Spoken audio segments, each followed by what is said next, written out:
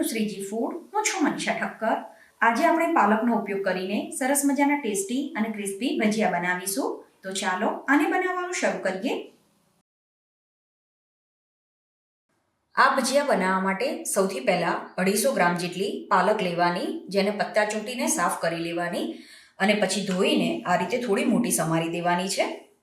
હવે આ સમારેલી પાલકમાં અડધી ચમચી કે સ્વાદ પ્રમાણે મીઠું ઉમેરી દેવાનું અને આને હાથથી મિક્સ કરીને 5 મિનિટ માટે રહેવા દેવાનું છે.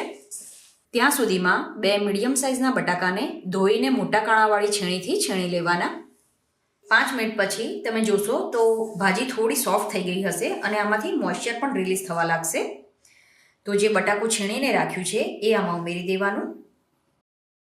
આની સાથે જ 2 થી 3 કે તમે જેવું તીખું ખાતા હોય એ પ્રમાણે લીલા મરચાં ઉમેરવાના.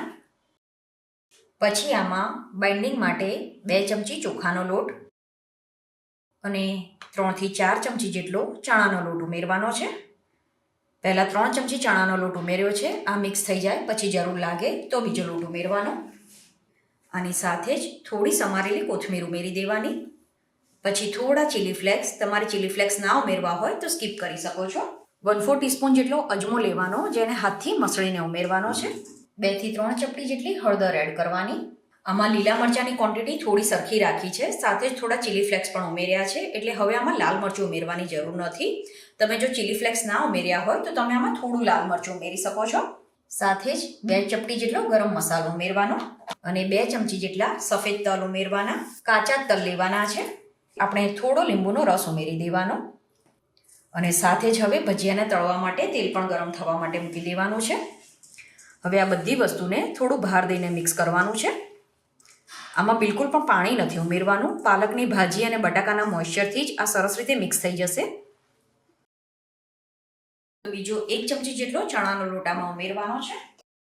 આ રીતે આ મિક્સ થઈ જાય પછી આમાંથી આ રીતે થોડું થોડું મિશ્રણ લેવાનું અને એને હાથથી આ રીતે પોળું કરી દેવાનું છે. આને કોઈ પર્ટિક્યુલર શેપ નથી આપવાનો, રેન્ડમ જ આ રીતે એને થેપતા જવાનું અને ભજીયા બનાવતું જવાનું છે. તો મીડિયમ ગરમ તેલમાં આ રીતે ભજીયા બનાવતું જવાનું. ફ્રેન્ડ્સ, તમને જો મારી આજની રેસીપી પસંદ આવે તો રેસીપીને લાઇક અને શેર કરી આવી નવી નવી રેસીપી જોવા માટે ચેનલને સબસ્ક્રાઈબ કરવાનું ના ભૂલતા. અને તમે આ વિડીયો ક્યાંથી જોઈ રહ્યા છો એ પણ મને કમેન્ટ કરીને જરૂરથી જણાવજો. આને સ્લો ટુ મીડિયમ ફ્લેમ ઉપર જ ફ્રાય કરવાના છે, જેથી આ એકદમ સરસ ક્રિસ્પી બને. ભજીયા જેમ જેમ તળાતા જાય એમ એને ફેરવતા જવાનું છે. આ રીતે ભજીયા તળાઈ જાય એટલે એને પેપર નેપકિન ઉપર લઈ લેવાના છે. અને અત્યારે જે માપ લીધું એનાથી તમે 2 વ્યક્તિને સર્વ કરી શકો એટલા ભજીયા બનીને તૈયાર થાય છે. આ ભજીયાને તમે ટોમેટો કેચઅપ, ચટણી કે પછી દહીંની સાથે સર્વ કરી શકો છો. તો તમે પણ આ રીતે એકદમ સરસ ક્રિસ્પી અને ટેસ્ટી પાલકના ભજીયા બનાવીને જરૂર ટ્રાય કરજો. આઈ હોપ તમને મારી આજની રેસીપી પસંદ આવી હશે.